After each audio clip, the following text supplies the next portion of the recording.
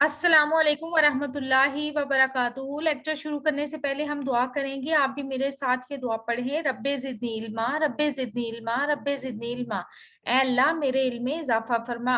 आज हम कर रहे हैं सबक नंबर 4, शायरों की बातें, 9th क्लास का। नई जो बुक है नेशनल बुक फाउंडेशन की, उसका। और इसमें आज हम करेंगे अल्फाज मानी और सवालात के जवाबात। शुरू करते हैं। अगर आप मजीद वीडियोस देखना चाहते हैं आने वाली तमाम नई किताबों की या इस किताब के बाकी लेक्चर्स की, तो फिर आप हमारे चैनल को सब्सक्राइब कर लें और साथ ही वीडियो को लाइक और शेयर लाजमी करें। मुश्किल अल्फाज के मानी लिखें। अल्फाज मानी: एजाज, इज्जत का बायस। बलागत, हस्बे मौका गुफ्तगू, कलाम में इंतहाई दर्जे तक पहुंचना। पिछवाड़ा, किसी जगह का पिछला हिस्सा। ताजीम, एहतराम। चहल, हंसी, दिल लगी। खातर जमी, इत्मीनान। दो घड़ी, कुछ देर। दीदनी, देखने के काबिल। आरजा, बीमारी। सादत, खुशनसीबी, नेकी। गनीमत, काफी। मुश्ताक, शौक रखने वाला। बखील, कंजूस, तंग दिल। पालकी, डोली। पीरी, बुजुर्गी। फसी, खुश ब्यां।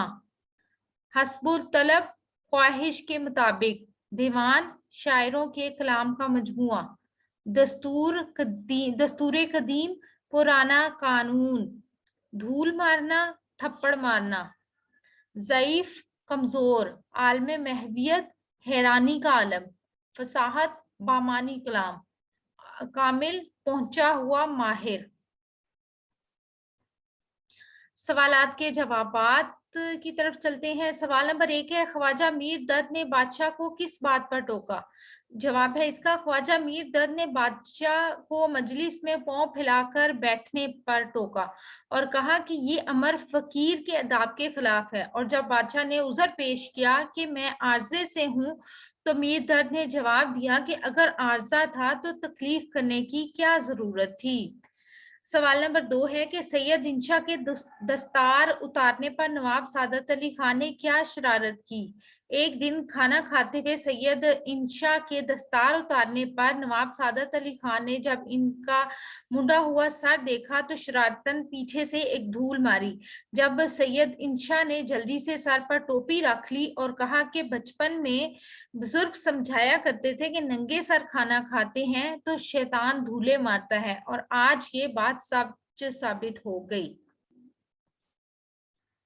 सवाल नंबर 3 है, आतिश के वाक्य से हमें क्या सबक मिलता है?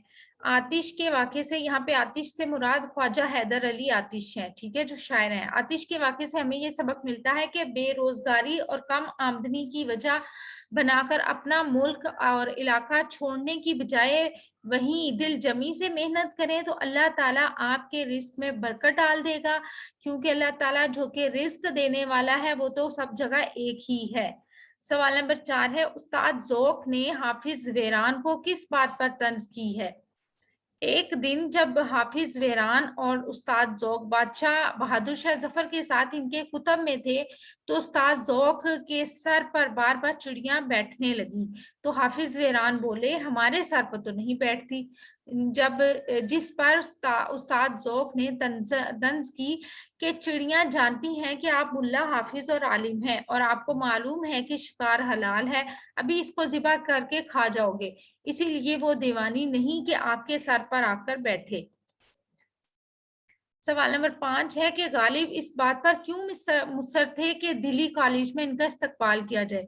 गालिब इसलिए मुसर थे कि दिल्ली कॉलेज में उनका इस्तकबाल किया जाए क्योंकि गालिब ने अपनी बेशतर जिंदगी बादशाहों के दरबार में प्रोटोकॉल के साथ गुजारी थी, इसलिए आप चाहते थे कि यहाँ भी वैसा ही इस्तकबाल हो। लेकिन मिस्टर टॉमस जो कि सेक्रेटरी थे, इनका कहना था कि यहाँ आप नौकरी के लिए तशरीफ लाए, इसके लिए ये मुमकिन नहीं कि आपका इस्तकबाल किया जाए। सवाल नंबर 6 है कि इस सबक में जिन शायरों का जिक्र आया है इनके नाम तरतीबवार लिखें।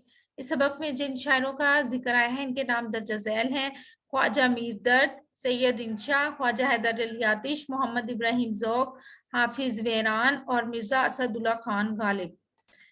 आपको हमारी वीडियो कैसी लगी, लाइक और शेयर करें और कमेंट करके बताएं कि आप मज़ीद कौन से लेक्चर्स देखना चाहते हैं, और इसके साथ ही हमारे चैनल को सब्सक्राइब कर लें ताकि आने वाली वीडियोस आपको वक्त पर मिल सके। इसके साथ ही अल्लाह ताला मुझे और आपको नेकी की राहों पर चलने की तौफीक अता फरमाए। अपना और अपने प्यारों का रखिएगा बहुत सा ख्याल, और हमें दीजिएगा इजाज़त। रब रखा, अल्लाह ब्लेस यू। इसके साथ ही आपने एक काम और करना है, वो ये कि अपनी सेहत का रखना है बहुत सा ख्याल। अल्लाह हाफिज़।